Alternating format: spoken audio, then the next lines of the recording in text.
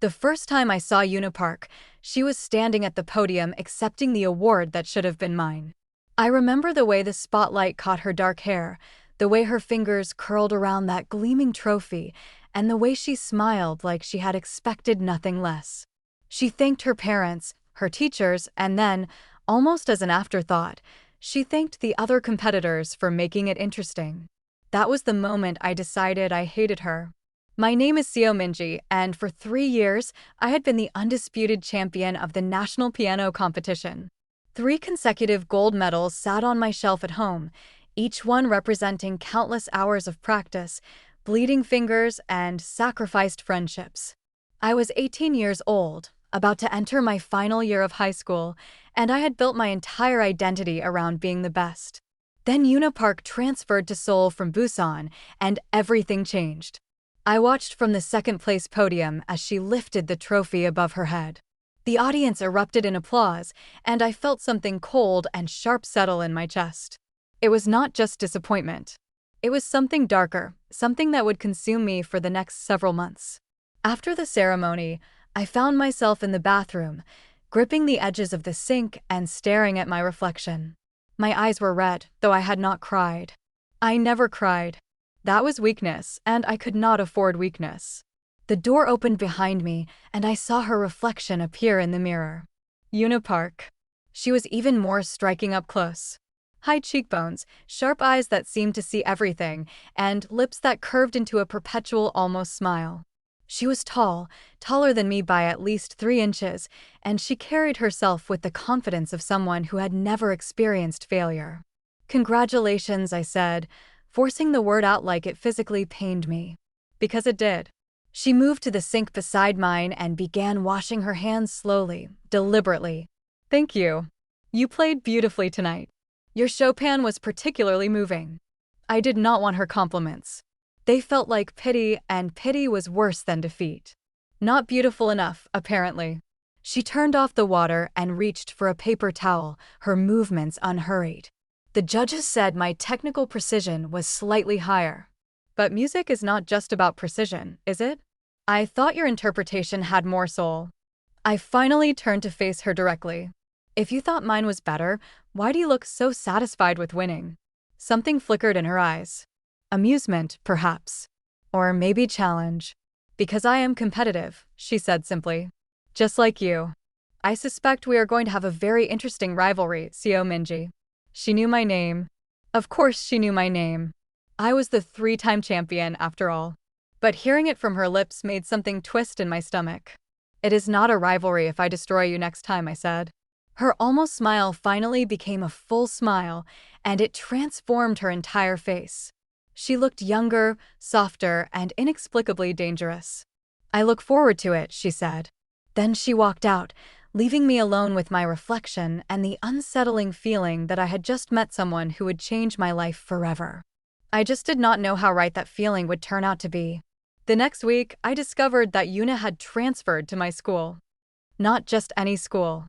Not just any class.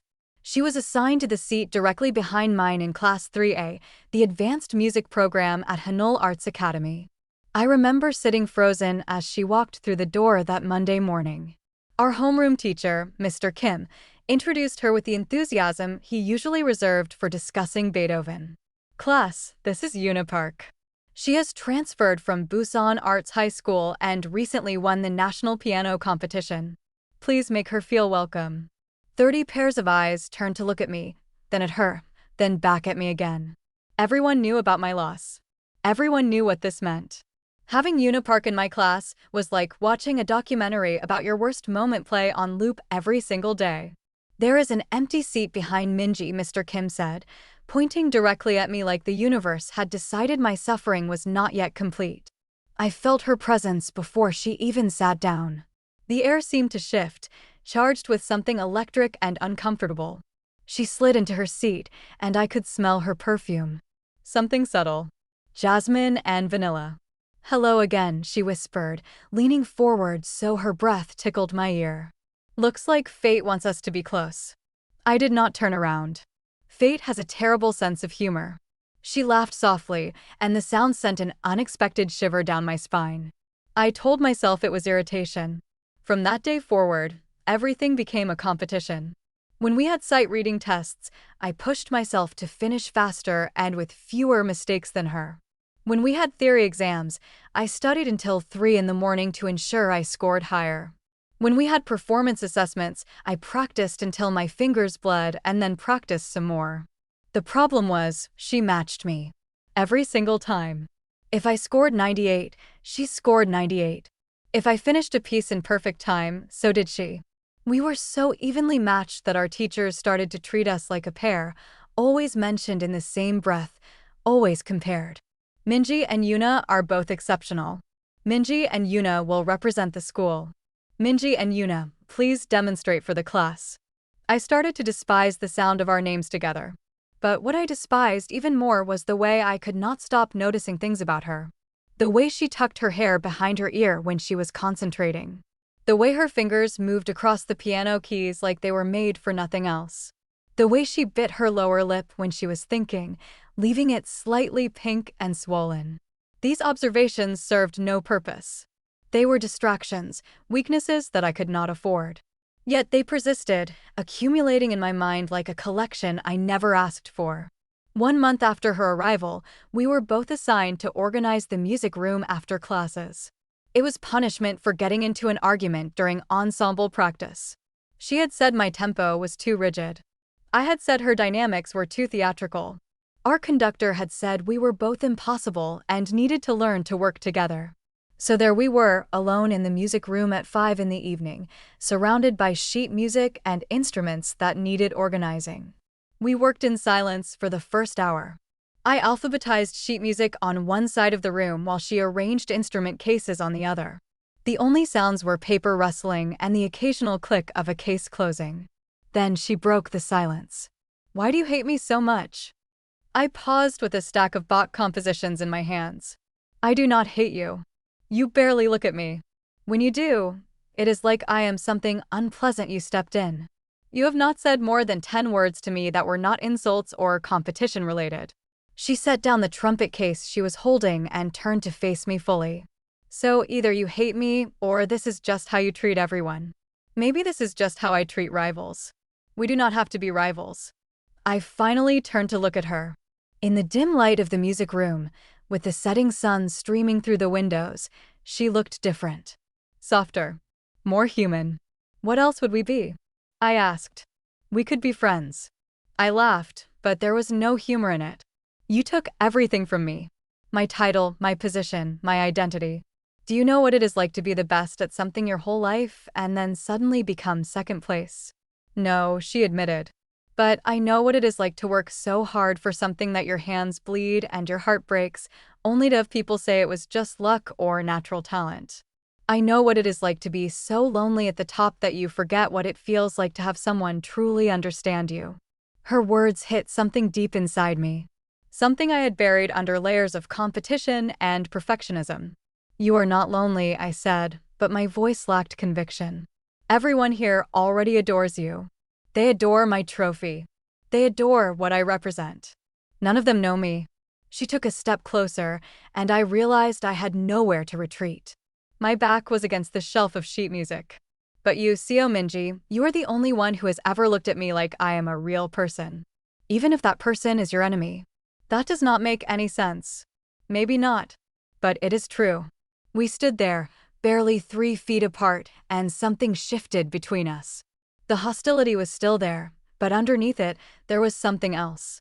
Something that made my heart beat faster and my palms sweat. "I should go," I said, but I did not move. "Should you?" Her question hung in the air between us. I could see the challenge in her eyes, but also something vulnerable. Something that made me want to stay and understand her better. But I was Seo Minji. I did not do vulnerable. I did not do understanding. I especially did not do whatever the strange feeling was that made me want to reach out and touch her face. I grabbed my bag and left without another word. That night, I could not sleep.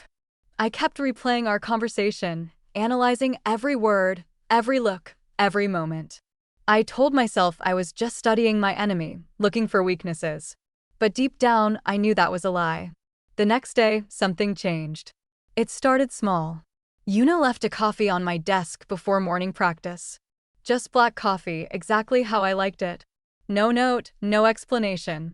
Just the drink and a small nod when I looked at her questioningly. I told myself it meant nothing. Probably a peace offering after our conversation. Probably an attempt to throw me off my game. But then it happened again the next day. And the day after that. On the fourth day, I left a pastry on her desk. A small red bean bun from the bakery near my house. I did not know why I did it. I did not even acknowledge it when she looked at me with surprise. But I saw her smile as she took the first bite, and something warm bloomed in my chest. Our silent gift exchange continued for 2 weeks. Coffee and pastries, small notes about upcoming tests, a highlighted passage in a theory textbook. We never talked about it.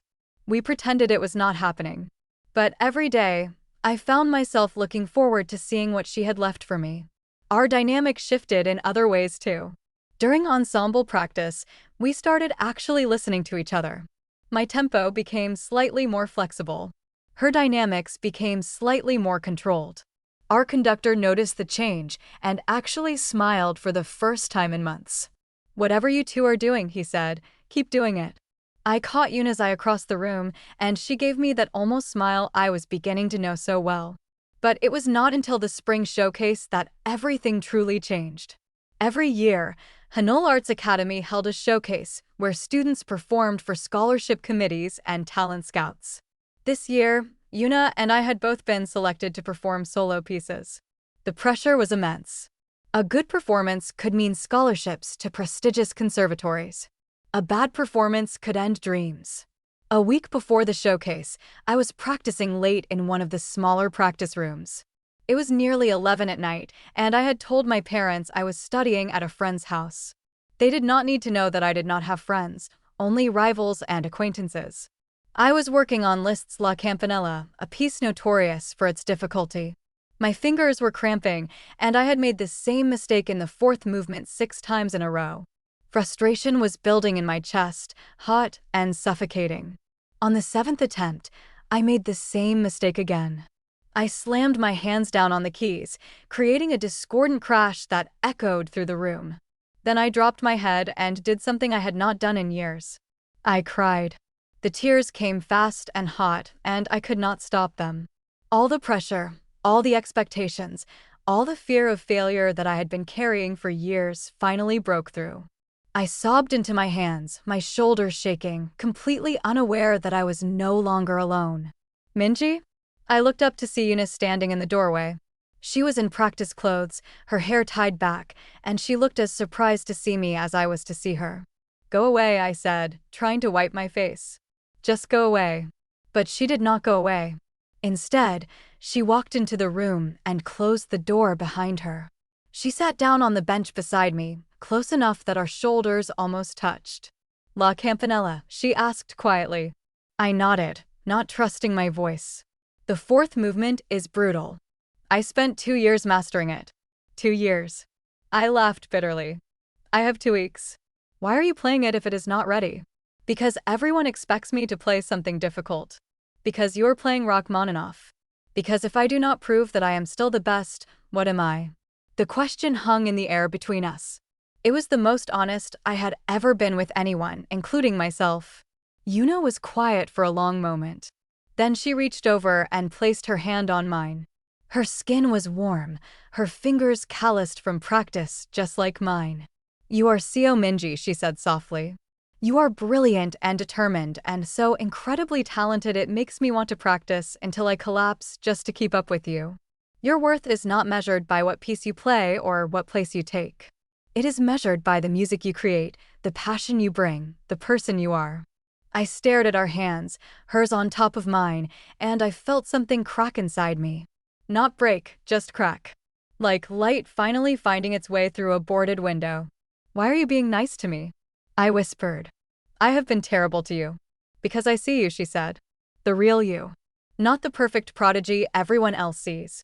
And I think you are extraordinary, even when you are falling apart." I do not know who moved first. Maybe it was me. Maybe it was her. Maybe it was both of us at the same moment, drawn together by something magnetic and inevitable. But suddenly her arms were around me, and I was crying into her shoulder, and she was holding me like I was something precious that needed protecting. And the strangest part was that I did not want to pull away. Minji, who never let anyone see me vulnerable, was falling apart in the arms of my rival. And it felt like coming home. We stayed like that for a long time. Eventually my tears stopped, but neither of us moved. Her hand traced gentle patterns on my back, and I could hear her heartbeat, steady and strong against my ear. "Play something for me," she said finally. "Not La Campanella. Something you love." I pulled back and looked at her. Her eyes were soft in the dim light, and I noticed for the first time that they were not just dark brown. They had flecks of gold near the center, like hidden treasure. "What do you want to hear?" "Anything. I just want to hear you play when you are not trying to compete. When it is just you and the music." I turned to the piano and placed my fingers on the keys. I did not think about technique or tempo or what the judges would say. I just played. It was Debussy's Clair de Lune, a piece I had learned when I was 12, back when music was still about joy rather than achievement. The notes flowed out of me like water, soft and dreamy and full of emotion I usually kept locked away. When I finished, the silence was profound. Then I felt Yuna's hand on my shoulder. "That," she said, her voice thick with something I could not identify, "is why you are extraordinary."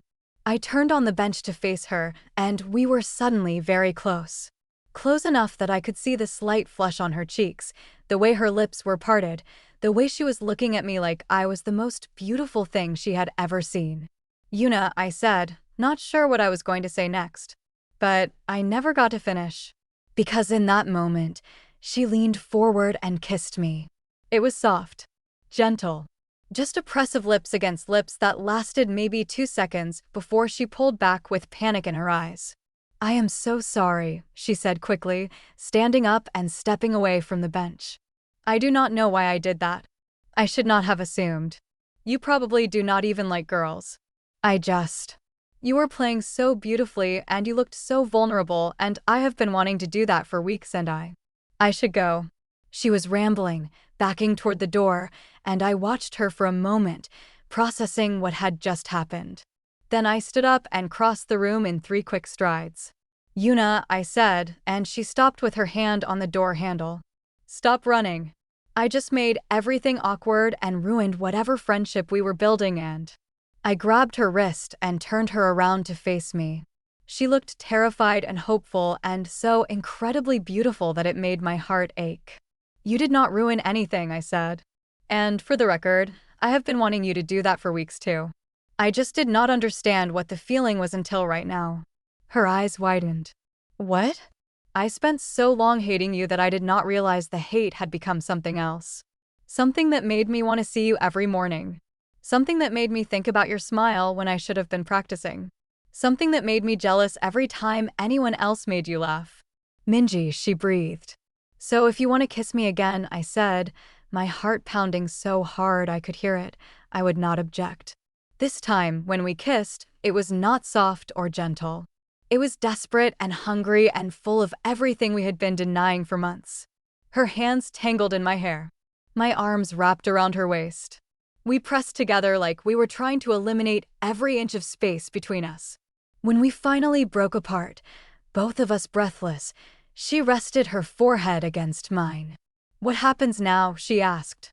"I do not know," I admitted. "I have never done this before." "Done what?" "Kissed your rival in a practice room at midnight." "Any of it." The feelings. The vulnerability. The wanting someone so much it terrifies me. She pulled back enough to look into my eyes. "Then we figure it out together." "Okay." For the next 2 weeks, Yuna and I existed in our own private world. During school hours, we maintained our careful distance. We still competed in class, still pushed each other to be better, still maintained the rivalry that everyone expected. But underneath the surface, everything was different. Between classes, we would find empty hallways where she would hold my hand for just a few seconds. During lunch, we would sit on opposite sides of the room but exchange glances that said more than words ever could. After school, we would practice in adjacent rooms with the doors open, playing pieces back and forth like a conversation. And at night, when everyone else had gone home, We would meet in that same practice room where everything had changed.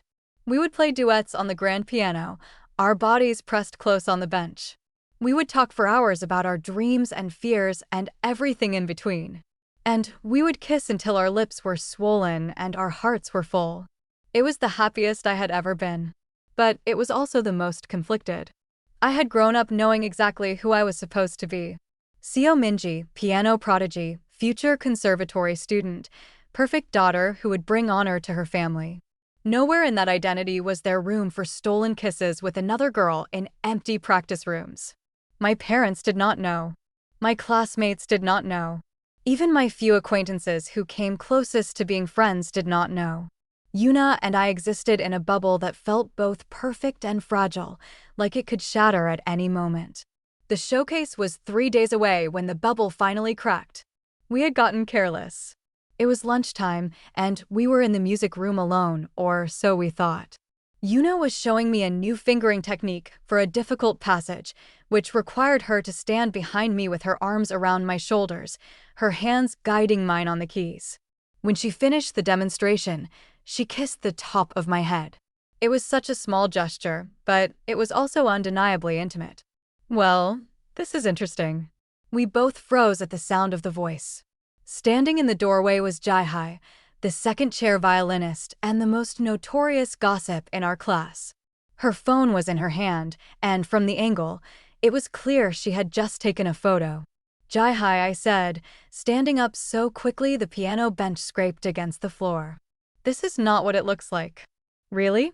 Because it looks like our two piano prodigies are a lot closer than anyone thought. Her smile was sharp and cruel. I wonder what everyone else would think. I wonder what the scholarship committees would think. I wonder what your parents would think. What do you want? Yuna asked. Her voice was calm, but I could see her hands trembling. Jai pretended to consider. I have not decided yet. Maybe I will sit on this information for a while. See how useful it can be. She turned and walked away, leaving us alone with the weight of what had just happened. We need to get that photo, I said, already moving toward the door. Yuna caught my arm.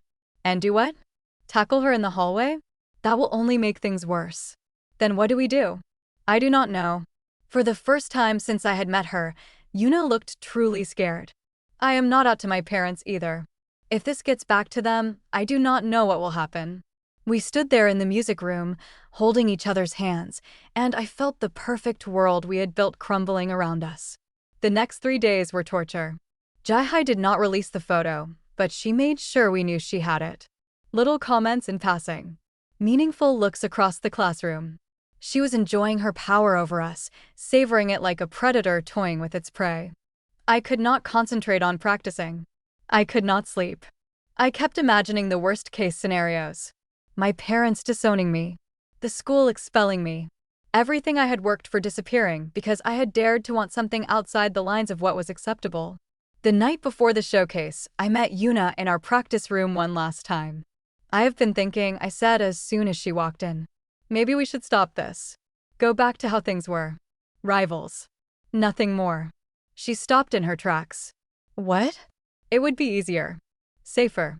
Jai would have nothing to hold over us. Safer. She repeated the word like it was poison.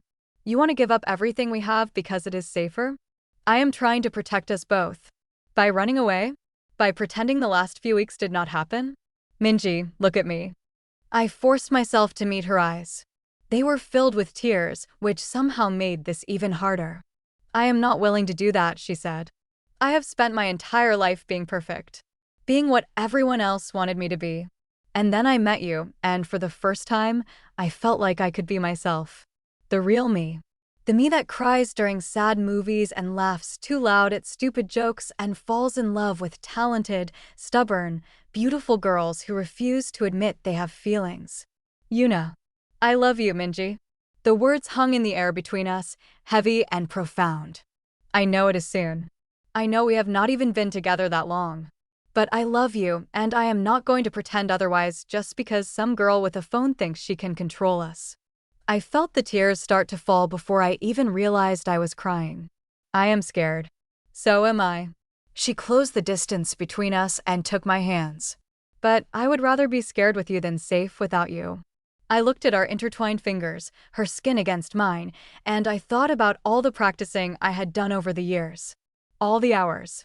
All the sacrifice. All for the pursuit of being the best at something I was not even sure I loved anymore. And here was this girl, this impossible, infuriating, wonderful girl, offering me something I had never even known I wanted. Love. Real love. The kind that did not care about trophies or rankings or what other people thought. What do we do? I asked. We perform tomorrow. We give the best showcase performances of our lives. And then, whatever happens with Jai, we face it together. Together, I repeated. She leaned forward and kissed me, soft and sweet, a promise sealed with lips instead of words. The showcase arrived with all the fanfare of a major event. The auditorium was packed with parents, teachers, scholarship representatives, and industry scouts. Backstage, students rushed around in formal attire, clutching their instruments like shields. I was scheduled to perform fifth. Yuna was scheduled to perform eighth. We had barely exchanged 2 words all day, too nervous and too aware of Jai watching our every move. In the end, I had changed my piece. I was not playing La Campanella. I was playing Clair de Lune, the piece I had played for Yuna in the practice room. The piece that reminded me why I loved music in the first place. When my name was called, I walked onto the stage with my heart in my throat. The lights were blinding, the audience a sea of shadowy faces. I sat at the grand piano and placed my fingers on the keys. And then I thought about Yuna. I thought about her smile. Her laugh. The way she looked at me like I was worth something beyond my achievements. I thought about her hands on mine, guiding me through difficult passages. I thought about her lips against my lips and her words in my ears. I love you, Minji. I began to play. The music flowed out of me like it never had before. Every note was infused with emotion, every phrase shaped by the feelings I had been trying to deny for so long. I was not playing for the judges or the scholarship committees. I was playing for her. When I finished, there was a moment of absolute silence. Then the auditorium erupted in applause. I stood up, bowed, and walked off the stage in a daze. Backstage, Yuna was waiting. She grabbed my hands and squeezed. "That was incredible," she whispered. "I have never heard you play like that. I was playing for you." Her eyes went soft. "I know." Then it was her turn. I watched from the wings as she walked onto the stage. She was going to play Rachmaninoff, one of the most technically demanding pieces in the repertoire. But when she sat down at the piano, she did something unexpected. She looked directly at me. In front of everyone, she turned her head and looked at me standing in the wings, and she smiled. Then she began to play. It was not Rachmaninoff. It was a piece I did not recognize, something modern and emotional and achingly beautiful. The audience sat in stunned silence as she played, her fingers dancing across the keys with a passion that took my breath away. When she finished, she stood up, bowed, and walked off the stage. Straight to me. "What was that?" I asked. "Something I wrote," she said. "For you." Before I could respond, Jai appeared beside us. "Well, that was certainly a performance," she said, her voice dripping with false sweetness. "Playing a love song for your secret girlfriend in front of the entire school. Bold move." "Jai," Yuna said calmly, "whatever you are planning, do not." "Oh, I am not planning anything. The photo is already sent. Every group chat in the school. By tomorrow, everyone will know exactly what kind of relationship you two have." My blood ran cold. "Why? Why would you do this?" "Because you two have had everything handed to you. Talent. Awards. Attention. And now you get to have each other too? It is not fair. Some of us have to work twice as hard for half the recognition." "So you're doing this out of jealousy?" Yuna asked. "I am doing this because I can." Jai smiled. "Good luck explaining this to your parents." She walked away, leaving us standing in the wings with the reality of what was about to happen crashing down around us. The next few hours were a blur of panic and damage control. By the time the showcase ended, our phones were exploding with messages. Some were supportive, classmates who did not care about our relationship and just wanted us to know they had our backs. But others were cruel, filled with slurs and mockery and the kind of casual hatred that comes from people who think being different is a sin. And then my mother called. I stared at the phone in my hand, watching her name flash on the screen, and I felt like I was going to be sick. "Answer it," Yuna said. We were sitting in an empty classroom, hiding from the chaos outside. "You have to face this eventually." I answered the call. "Minji." My mother's voice was sharp, controlled. "Come home immediately. We need to talk." "Mom, I can explain." "Home. Now." She hung up without another word. I looked at Yuna, and I saw my own fear reflected in her eyes. Her parents had called too. We were both being summoned to face judgment. "I should go with you," she said. "No. You need to deal with your own family first." "Minji." "I will be okay." I was not sure if I believed it, but I needed to say it anyway. "We will get through this. Together, remember." She kissed me, hard and desperate, like she was trying to memorize the feeling. "Call me when you can," she said. "I will." I went home. My parents were waiting in the living room when I arrived. My mother sat in her usual chair, spine straight, face expressionless. My father stood by the window, his back to me, staring out at the night. "Sit down," my mother said. I sat. The silence stretched between us, heavy and suffocating. Finally, my father spoke without turning around. "Is it true? Is what true? Do not play games with us." He finally turned, and I saw something in his eyes I had never seen before. Disappointment, yes, but also something that looked almost like grief. "Are you in a relationship with this Yuna Park girl?" I thought about lying. It would be so easy to deny everything, to say Jaihai had manipulated the photo, to retreat back into the safety of being what they expected. But then I thought about Yuna. About her hands on mine. About the piece she had written for me. About the courage it took to play it in front of everyone. "Yes," I said. "I am." My mother's composure cracked slightly. "Minji, this is a phase. You are young. You do not know what you want." "I know exactly what I want. I want her." "This is unacceptable." My father's voice rose. "What about your future? What about the family reputation? What about everything we have sacrificed to give you this life?" "I did not ask you to sacrifice anything.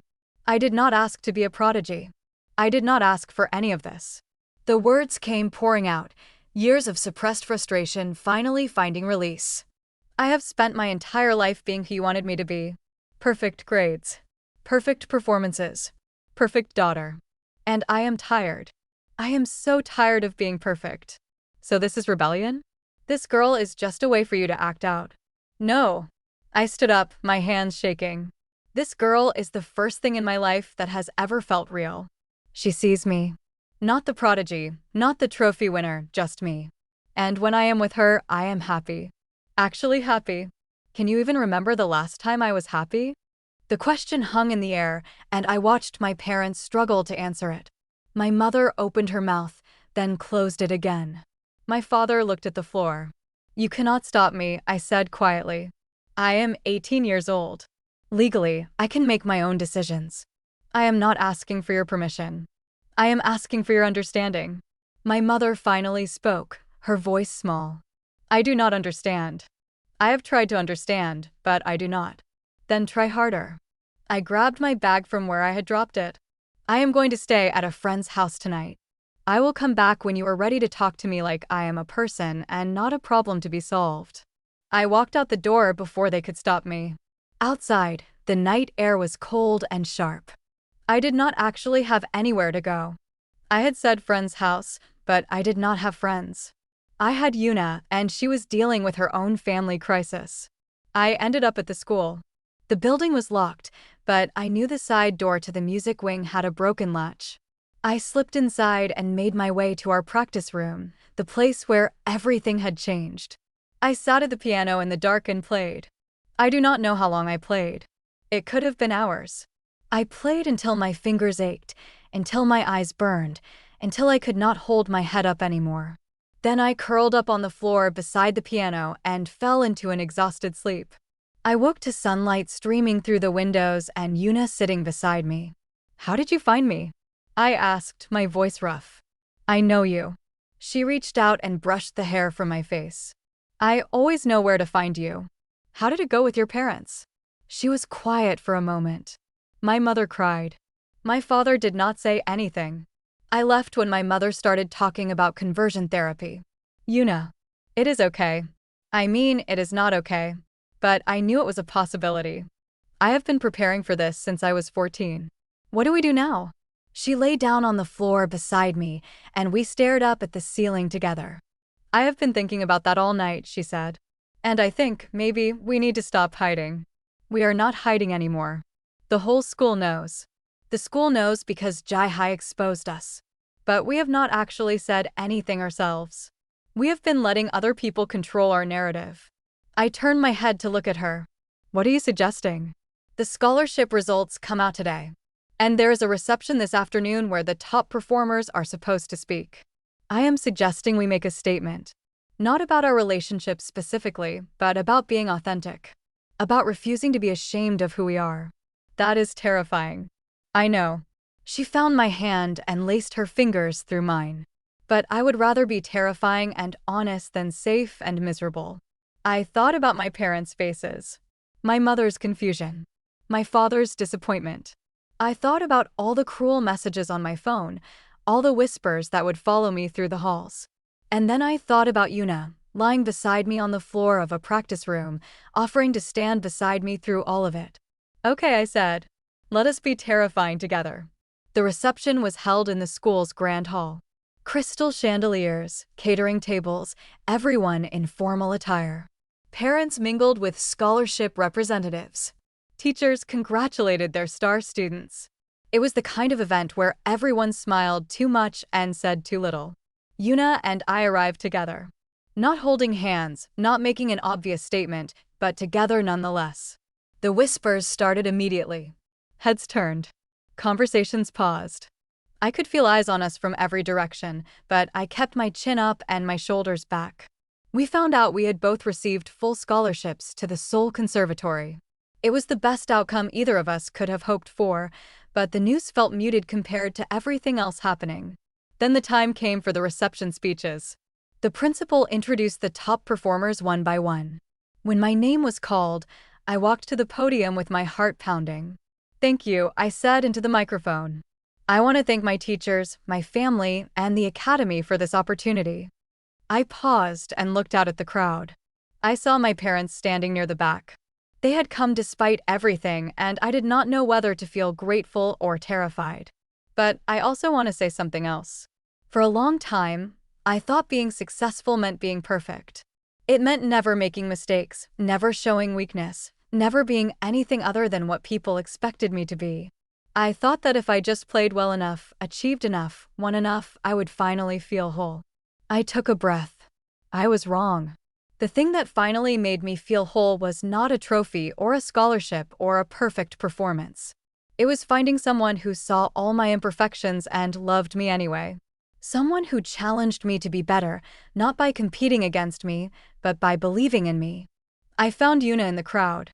She was standing near the front, her eyes shining. I have spent the last few days being judged and criticized for who I choose to love. And I will not pretend it does not hurt, because it does. But I will also not apologize for it. Because love, real love, is not something to be ashamed of. It is something to be celebrated. The room was absolutely silent. I could see shock on some faces, approval on others, and everything in between. To anyone out there who has ever been told that who they are is not acceptable, I want you to know that you are not alone. You deserve to be loved exactly as you are. You deserve to be seen. You deserve to be happy. I stepped back from the podium. For a moment, nothing happened. Then Yuna started clapping. Just her, at first, her applause cutting through the silence like a declaration. Then her classmate Soyeon joined in. Then a teacher near the door. Then more and more people until the room was filled with applause. Not everyone clapped. I saw the disapproving faces, the ones who turned away or whispered to their neighbors. But enough people did that I felt something shift inside me. Some weight I had been carrying for years finally loosened its grip. When I walked off the stage, Yuna was waiting. That was the bravest thing I have ever seen, she said. I learned from someone. She pulled me into a hug, right there in front of everyone. And I let her. I let myself be held, be seen, beloved in public for the first time. Afterward, my parents found me. My mother approached first, her eyes red like she had been crying. My father hung back, his expression unreadable. That was, my mother started, then stopped. She took a breath and tried again. That was not what I expected. I know. I do not understand all of this. I may never fully understand. But I am your mother. And I am not willing to lose my daughter over something I do not understand. It was not acceptance. Not yet. But it was a door left open, and that was more than I had dared to hope for. We should talk, my father said, finally stepping forward. Really talk. About all of this. I would like that. It was awkward and uncomfortable and far from resolved. But it was a start. The weeks that followed were a process of rebuilding. Yuna and I continued to face criticism and judgment from some quarters. Not everyone at school was supportive, and there were days when the whispers and stares were almost too much to bear. But we faced it together, and somehow that made it bearable. Jai-hai, surprisingly, faced consequences of her own. Posting photos of other students without consent was against school policy, and when several other classmates came forward with similar complaints about her behavior, she was suspended. It was not exactly justice, but it was something. My relationship with my parents slowly improved. There were difficult conversations, tears, misunderstandings. But there was also effort on both sides to bridge the gap that had opened between us. My mother bought a book about understanding LGBTQ children. My father asked me about Yuna, really asked, wanting to know who she was as a person. It was progress. And Yuna was everything. We practiced together for hours, preparing for our first semester at the conservatory. We went on actual dates, in public, holding hands like it was the most natural thing in the world. We laughed and fought and made up and grew together in ways I never knew were possible. One evening, about a month after the showcase, we were back in our practice room. The place where everything had changed. I want to play you something, Yuna said. She sat at the piano, and I took my place beside her on the bench. Just like all those months ago, when she had guided my hands through a difficult passage and everything had shifted. What is it? The piece I played at the showcase. The one I wrote for you. I have finished it now. Added a second part. She began to play. The music was hauntingly beautiful, filled with all the emotions we had experienced together. The rivalry. The anger. The slow thawing of hatred into something softer. The first kiss. The fear. The bravery. The love. And then the second part began, and I understood what she meant by finishing it. It was lighter, more hopeful. It spoke of future days and shared dreams. Of two people who had found each other against all odds and were determined to stay found. When she finished, I had tears streaming down my face. It is beautiful, I said. It is us. She turned to face me on the bench. Minji, I know our story has not been easy. I know there is still so much we have to face. But I want you to know that I do not regret any of it. Not the competition, not the conflict, not even the hardest moments. Because all of it led me to you. I do not regret it either. I reached up and wiped the tears from my cheeks. You know, I spent so long hating you. I was convinced you were my enemy, that you existed just to take everything I wanted. And now? Now I know you were never my rival. You were my missing piece. The part of myself I did not know I needed until you showed me. She leaned forward and kissed me, slow and deep. When we pulled apart, she rested her forehead against mine. I love you, Seo Minji. I love you too, Yuna Park. We sat there in the fading light, two girls who had started as enemies and ended as something so much more. The piano stood silent beside us, but the music was still there, humming in the air between us. Graduation came and went. We walked across the stage together, collected our diplomas, and stepped into the next chapter of our lives as two of the most promising young pianists in the country. The conservatory welcomed us with open arms, and for the first time, we could exist openly, without the weight of secrets or the fear of exposure. We got an apartment together near campus. It was small, barely big enough for 2 beds and a keyboard, but it was ours. We decorated the walls with posters of our favorite composers. We fought over who would do the dishes. We stayed up too late practicing and woke up too early for classes. It was ordinary. It was extraordinary. On the first anniversary of our first kiss, I surprised Yuna with a concert. I had been planning it for months. I had rented out a small venue, invited our closest friends and our gradually supportive families, and spent weeks perfecting a piece I had written just for her. When she walked into the venue and saw what I had done, she stopped in her tracks. "What is this?" "Happy anniversary." I took her hand and led her to the front row. I wanted to do something special. I walked to the stage, sat at the grand piano, and began to play. The piece was called The Beginning. It told our story, from the first moment I saw her at the competition to the present day. Every melody was a memory. Every chord was an emotion. Every phrase was a promise. When I finished, Yuna was crying. Good tears. Happy tears. She ran to the stage and threw her arms around me. "I do not deserve you," she said. "Maybe not." I smiled against her shoulder. "But you have me anyway." The audience applauded, our families and friends witnessing what had grown from rivalry to love. And in that moment, surrounded by music and the people we cared about, I knew that everything I had gone through had been worth it. Years passed. We graduated from the conservatory with honors. We built careers as concert pianists, often performing together, our chemistry on stage as undeniable as the love that fueled it. Critics called us a phenomenon. Audiences called us magic. But what mattered most was what we called each other. Home. Safe. Loved. On the 5th anniversary of the day we met, I proposed. We were back at Hanul Arts Academy, in the practice room where everything had begun. I had convinced the school to let us in after hours for a private performance, or so Yuna thought. When she walked in and saw the roses, the candles, and me standing in the middle of the room with a ring in my hand, she stopped breathing. "Minji, what is this?" "This is me being terrifying." I smiled, remembering the words we had exchanged all those years ago. "Yuna Park, you were my rival before you were my friend. My friend before you were my love. My love before you were my everything. You have challenged me, supported me, changed me in ways I never thought possible. And I do not want to spend a single day of the rest of my life without you." I got down on one knee. "Will you marry me?" She stood there for what felt like eternity. Then she laughed, loud and joyful, and pulled me to my feet. "Yes," she said. "Yes, yes, 1,000 times yes."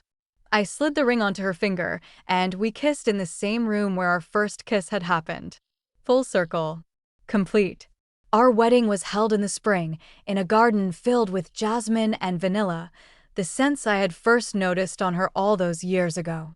Our families stood together, finally united in their support.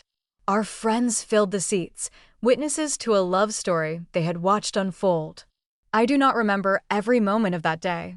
It passed in a blur of white dresses and tearful vows and more happiness than I had ever thought possible. But I remember standing at the altar, holding Yuna's hands, and feeling like I had finally arrived at the place I was always meant to be. I, Seo Minji, take you, Yuna Park, to be my wife. I, Yuna Park, take you, Seo Minji, to be my wife. We exchanged rings. We exchanged promises. We exchanged a kiss that sealed our lives together. And then we walked down the aisle, hand in hand, into a future we would build together. Sometimes I think about the girl I used to be. The one who measured her worth in trophies and rankings. The one who saw love as a weakness and vulnerability as a flaw. The one who hated Yuna Park with every fiber of her being. That girl seems like a stranger now. A ghost from another life. Because the girl I became, the woman I am now, learned that rivalry can become respect. That respect can become friendship. That friendship can become love so deep and true it rewrites the very definition of who you are. Yuna Park was my rival. And then she became the only thing I wanted. I would not have it any other way. As I write this, we are sitting in our home. The one we bought together 3 years after our wedding. It has a music room with 2 grand pianos, placed side by side so we can play together whenever we want. It has a garden that Yuna tends with care, filling it with the same jasmine from our wedding. It has walls covered with photos of our life together, from awkward teenagers to accomplished adults. She is across the room right now, reading a book and occasionally looking up to smile at me. We have been together for over a decade, and she still makes my heart skip when she smiles. "What are you writing?" she asks. "Our story." "Is it a good one?" I look at her, this woman who transformed from my enemy to my wife. I think about all the pain and joy and growth we have shared. I think about the obstacles we have overcome and the ones still ahead. I think about every moment that led us here, to this quiet evening in a home filled with love. The best one, I say. She sets down her book and comes to sit beside me. She rests her head on my shoulder, and I breathe in the scent of jasmine and vanilla. "I love you," she says. "I love you too," I say. Always have. Always will. And in this moment, surrounded by music and memories and the woman I love, I know that everything I went through was worth it. Every competition, every conflict, every moment of doubt and fear. Because it all led me here. To her. To us. To the only story that ever mattered. 10 years after our wedding, we received an invitation that brought our story full circle. Hanul Arts Academy was celebrating its centennial anniversary, and as two of its most accomplished alumni, we had been asked to return and perform. Not just perform, but to share our story with the current students, many of whom were facing the same pressures and fears we had faced at their age. We stood backstage, waiting for our names to be called, and I felt the familiar flutter of nerves in my stomach. "Nervous?" Yuna asked, squeezing my hand. "Always." "You?"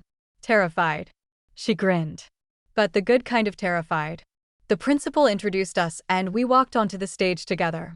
The auditorium was packed with students, teachers, parents. A sea of faces looking up at us with expectation and curiosity.